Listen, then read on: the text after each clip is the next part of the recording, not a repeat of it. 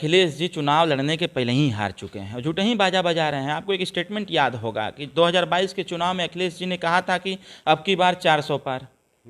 अब यहाँ पर यूपी में कह रहे हैं कि अब की बार 80 पार। बुझा ही नहीं रहा है कि 400 पार का नारा दिया, हालत खराब हो गई। जो इनका गढ़ माना जाता था वहाँ हारते हारते, वो तो पूर्वांचल में ओम प्रकाश राजभर जी नहीं रहते तो अखिलेश यादव की स्थिति बद से बदतर हो जाती। तो मैं बताया ना कि वो डरे हुए हैं, वो डर डर के हर स्टेप डर डर के चल रहे हैं। और अखिलेश यादव जी की बस की बात नहीं है कि अब उत्तर प्रदेश में अपना जनाधार बढ़ा लें। उनके ही पार्टी के संगठन के लोग तो उनको कहने लगे हैं कि ये भस्मासुर है। अखिलेश यादव को भस्मासुर का नाम देते नजर आ रहे हैं लोग, उनके ही पार्टी के लोग, कि ये भस्मासुर है।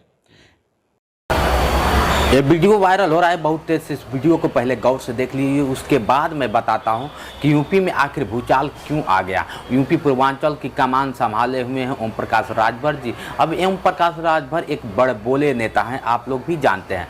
एक चीज़ आपको मैं बता दूं कि जिस तरह से आज बहुत काफ़ी चर्चा में चल रहे हैं, इनको तो काफ़ी हमेशा कहीं ना कहीं विवादित बयानों में फंसे रहते हैं ताकि मैं वायरल रहूं। दो चीज़ें हो सकती है, जब से इन्होंने एनडीए से हाथ मिलाया है तब से अपने आप को वायरल करने के लिए, अपने आप को फेमस करने के लिए मंगरू चाचा कुछ ना कुछ कर रहे हैं। ये मैं नहीं कह रहा हूँ, कुछ लोगों का ऐसा कहना है। हालांकि जितेंद्र दिव्यांग और जोश एक्सप्रेस इस वीडियो की पुष्टि नहीं करता है, लेकिन सच्चाई ये है कि आखिर भूचाल पूर्वांचल में क्यों आया, जानने की बात है। दूसरी चीज़ मैं आपको बता दूँ कि कहीं ना कहीं अभी एक बोले कि यादवों का मतलब अहिरन का, ऐसे ही बोले कि अहिरन का ही बुद्धि 12 बजे खुलती है।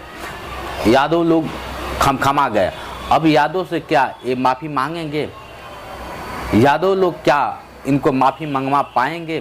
तरह तरह के चर्चाएं चल रही है।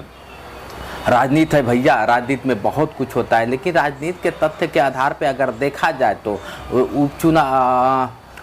चुनाव घोषी को लेकर बहुत काफ़ी दारा सिंह और ओम प्रकाश राजभर खुले मंच से चैलेंज कर रहे हैं कि इस बार फिर मोदी ही मोदी रहेंगे, योगी योगी ही रहेंगे।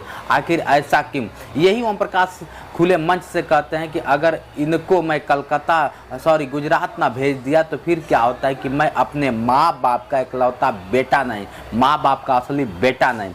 क्या लगता है कि असली बेटा हैं या फिर कहीं ऐसा तो नहीं कि मिक्सर है? हालांकि ये मैं नहीं कह रहा हूँ, कुछ लोगों का कहना है कि ये मिक्सर है, तो कुछ लोग बददिमागी कह रहे हैं, तो कुछ लोग मंगरुआ कह रहे हैं, कुछ दल बदलू कह रहे हैं, तो कुछ लोग इनको गाली गलौज दे रहे हैं। लेकिन इनको कहाँ, ये तो अपने आदत से बाज नहीं आते। अभी फंसे ही थे तब तक इनका बड़ा लड़का बड़बोला, अब उसको भी कह लिया जाए, बड़बोला ने कह दिया कि अखिलेश यादव ऐसा एक नेता है, अखिलेश यादव को बता दिया भस्मासुर की, जिसके ऊपर हाथ रखेगा वो जल कर राख हो जाएगा। क्या लगता है कि इन बाप बेटों को सिर्फ बोलने के लिए मशीन के रूप में प्रयोग कर रही है एनडीए, या फिर ये लोग अपने आप को क्या समझ रहे हैं जो समाज में इस तरह से बतौर बेबाक बयान को रखते जा रहे हैं? यादव जब त्राहिमाम चिल्ला रहे थे, यूपी में कोई सहारा नहीं बन रहा था उनका। 2022 में मुख्यमंत्री बनने का सपना वो देख रहे थे खुली आंख से, और जब कोई सहारा नहीं मिला तो तपस्या कर रहे थे, तो ओम प्रकाश राजभर प्रकट हुए। ओम प्रकाश राजभर ने कहा कि बताओ क्या इच्छा तुम्हारी है? तो अखिलेश यादव ने कहा कि 2022 में मुख्यमंत्री अंतिम बार बना दो सरकार। नेताजी ने कहा चलो हम तुम्हारे साथ हैं, हम तुमको आशीर्वाद देते हैं। आशीर्वाद दिया गया। हल्दरपुर के मैदान में 5 लाख से ज़्यादा की भीड़ इकट्ठा करके उत्तर प्रदेश की राजनीति का माहौल बदल दिया गया।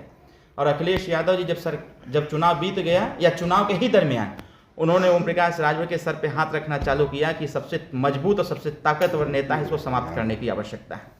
हमने भी बीड़ा उठा लिया, हम लोग तो हटे वहाँ से, भगे, लो भैया तलाक रखो, तलाक पकड़ो, हम भगे यहाँ से।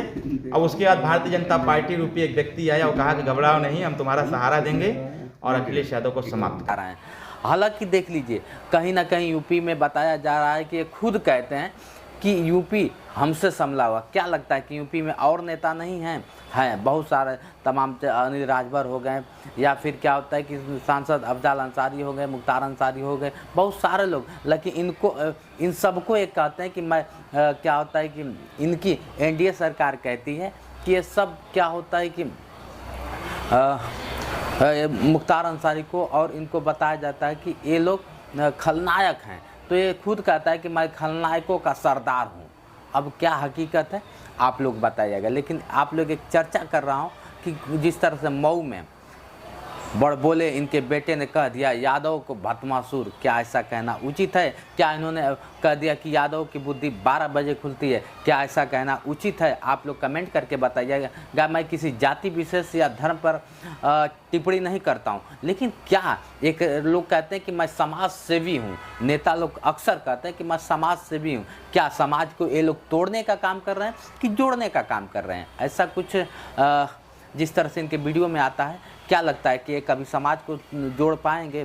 जिस तरह से यादव को कह रहे हैं, जिस तरह से बस भाजपा में जाते हैं तो पंडितों को कहते हैं, ठाकुरों को कहते हैं, तरह तरह की चीज़ें, और इसमें जाते हैं तो यादवों को टारगेट में करते हैं, बसपा को टारगेट में करते हैं। आखिर क्या यही है राजनीति ओम प्रकाश राजभर की? आप लोग कमेंट करके बताइए। कहीं ना कहीं ओम प्रकाश राजभर आखिर सुधरेंगे कैसे? ऐसे ही करेंगे तो हमारे पूर्वांचल का होगा क्या? उत्तर प्रदेश के पूर्वांचल की राजनीति क्या ऐसे ही गर्मा गर्म रहेगी, या फिर इन जैसे बड़ बोलों की बोलती बंद किया जाएगा? चलिए मित्रों, आज के लिए इतना ही। बने रहे वीडियो के साथ। मैं हूं जितेंद्र और आप देख रहे थे जोश एक्सप्रेस। नमस्कार।